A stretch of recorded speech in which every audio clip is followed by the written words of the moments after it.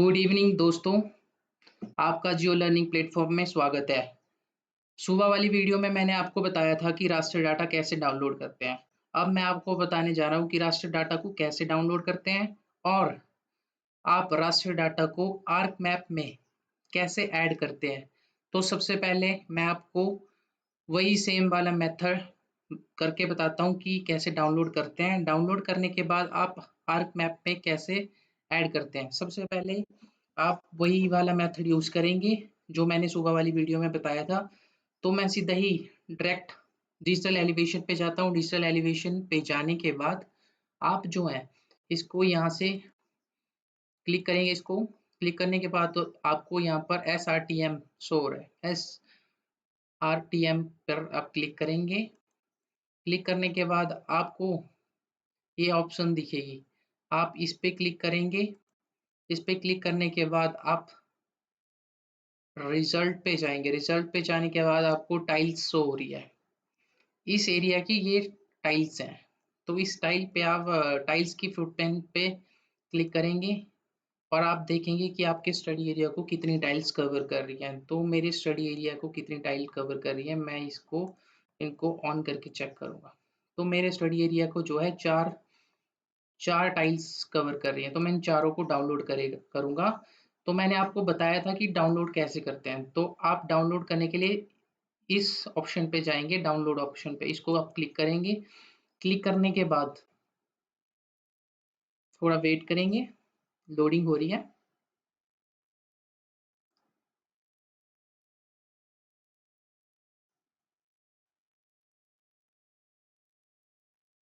आपकी नेट की स्पीड के हिसाब से लोडिंग होती है।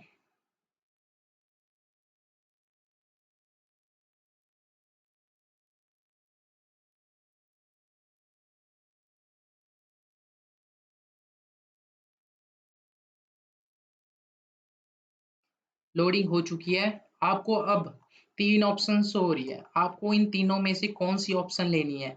अगर आपने गलत ले ली तो आपकी रास्टर फाइल जो है आर्क मैप में ऐड नहीं होगी। तो आपको लेनी है तीसरी वाली ऑप्शन, जियो टिफ 3 आर्क सेकंड के नाम से आपको तीसरे वाली फाइल को डाउनलोड करना है आपको। तो इसको मैं यहाँ से क्लिक करता हूँ तो ये डाउनलोड होने लग जाएगी। ये मैंने पहले से ही एक न्यू फ़ोल्डर बना रखा है। न्यू फ़ोल्डर में मैंने एक रास्टर फ़ाइल बना रखी है। तो मेरी जो फ़ाइल है उसमें डाउनलोड हो जाएगी ऑटोमैटिकली। तो यहाँ सेव करूँगा तो डाउनलोड हो जाएगी। मैंने पहले से ही डाउनलोड कर रखी है, मैंने आपको दिखाने के लिए किया। तो अब इसके बाद जाएँगे हम आर्क मैप में। आर्क मैप पे जाने के लिए हम जाएँगे आर्क मैप पे। आपने आर्क मैप खोल लिया। खोलने के बाद आप यहाँ पर जो रास्टर फाइल हमने डाउनलोड करी है उसको कैसे ऐड करेंगे। तो आप यहाँ जाएंगे सबसे पहले ऐड डाटा पे। ऐड डाटा पे जाने के बाद आपने जिस भी फोल्डर में अपनी रास्टर फाइल या टाइल को डाउनलोड किया हुआ है उस पे जाएंगे। तो मैंने किया हुआ है यहाँ पर न्यू फोल्डर और वेक्टर डाटा पे। तो मैं उस पे जाता हूँ। तो न्यू फोल्डर और वेक्टर डाटा जो है मेरा MST फाइल में है, न्यू फोल्डर और मेरा रास्टर फाइल। तो मैं यहाँ पर रास्टर 1 टिफ लेता हूँ। आपको टिफ लेता हूँ। टिफ लेने के बाद अब ये जो आपका टाइल है इसमें एक्स्ट्रा इन्फॉर्मेशन है जो आपके काम की नहीं है। आपको सिर्फ अपने स्टडी एरिया के काम की चीज को ही आपने फाइल पर इधर रखना है आर्क मैप में। तो आप इसको जो एक्स्ट्रा है उसको कैसे हटाएं, तो आपको क्लिप का यूज करना पड़ेगा। आर्क मैप में एक ऑप्शन है क्लिप नाम से, आप उसका यूज करेंगे। अगर आप उसका यूज कैसे करेंगे मैं अभी आपको बताता हूँ आगे। सबसे पहले हम क्या करेंगे, हम चेक करेंगे कि हमारा जो स्टडी एरिया है वो इस फाइल में कितना कवर होता है। तो सबसे पहले हम जाएंगे फिर से ऐड मैप। तो हम यहाँ पर ऐड करेंगे अपनी शेप फाइल को जो हमारे स्टडी एरिया की है। जो शेप फाइल जो हमारे स्टडी एरिया की है वो मैंने यहाँ पर ऐड कर रखी है स्टडी एरिया में। यहाँ पर HP पे जाऊँगा तो मैं यहाँ पर मंडी तालुका शेप फाइल, मंडी तहसील शेप फाइल मीन्स, तो इसको मैं ऐड करूँगा। तो ये देखो, ये जो टाइल है ये मेरे स्टडी एरिया को इतना कवर कर रही है। जो हमने अर्थ एक्सप्लोर पे बनाई हुई है टिप फाइल्स, हमने वो 4 टाइल्स सेलेक्ट करनी थी। मैंने एक सेलेक्ट किया है आपको दिखाने के लिए कि आपको कैसे करना है और इसको अपने आर्क मैप पे क्लिप कैसे करना है और ऐड कैसे करना है। मैंने एक ही की है, आप चारों करेंगे।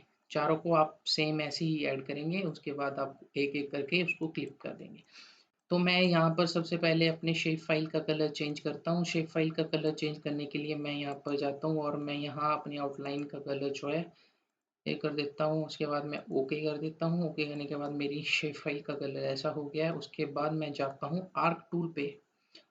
यहाँ पर ये आपको शो हो रही है आर्क टूल बॉक्स, ठीक है। आप यहाँ जाएंगे, अगर वैसे तो आपका आर्क टूल यहाँ पर भी शो हो रहा है, मैंने यहाँ ऐड कर रखा है। अगर यहाँ नहीं है तो आप यहाँ से कर सकते हैं। अगर आपको यहाँ भी नहीं मिलता है तो आप यहाँ पर सर्च की ऑप्शन है, आप यहाँ पर सर्च कर सकते हैं।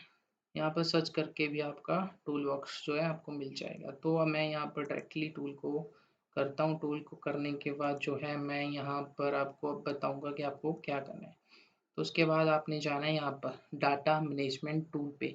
डाटा मैनेजमेंट टूल पे जाने के बाद आपको जाना है, इसको क्लिक करो।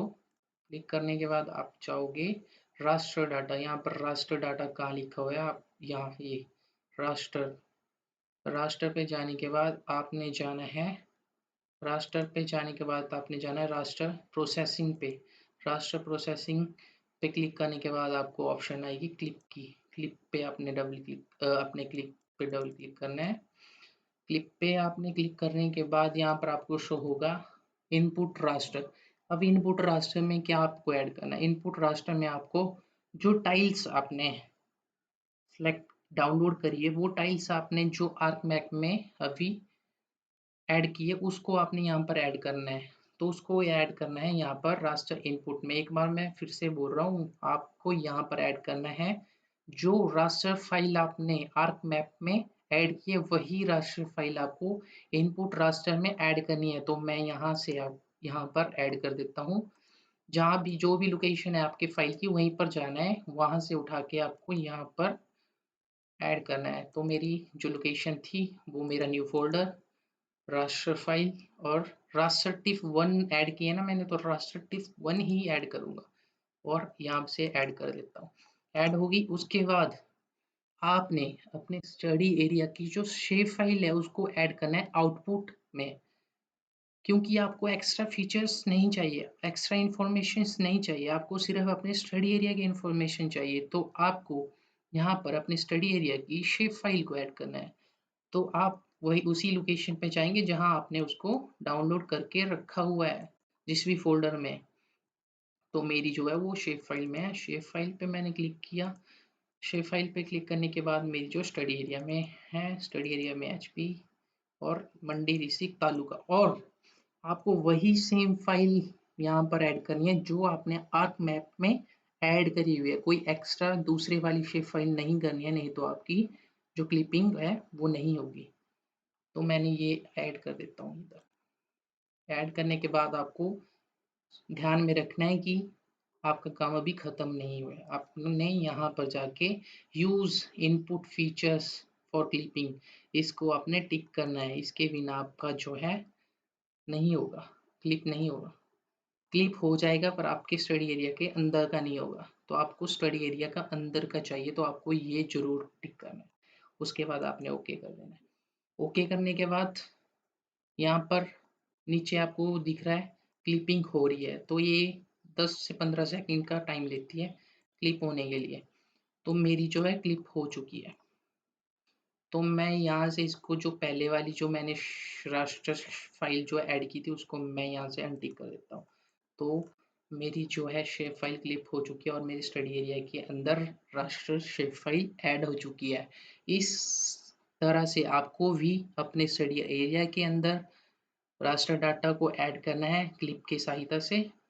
मैंने आपको पूरी फुल डिटेल में बताया कि कैसे इसको क्लिप करते हैं, कैसे आप रास्टर डाटा को आर्क मैप में ऐड करते हैं, कैसे आप अर्थ एक्सप्लोर से आप रास्टर डाटा को डाउनलोड करते हैं। आपने पहले वाली वीडियो देखनी है, उसके बाद आपने ये वीडियो देखनी है कि कैसे आप ऐड करते हैं, कैसे डाउनलोड करते हैं। तो थैंक यू सो मच। आप जियो लर्निंग प्लेटफ़ॉर्म में आए, हमारे साथ जुड़े। Please like, share, subscribe my YouTube channel.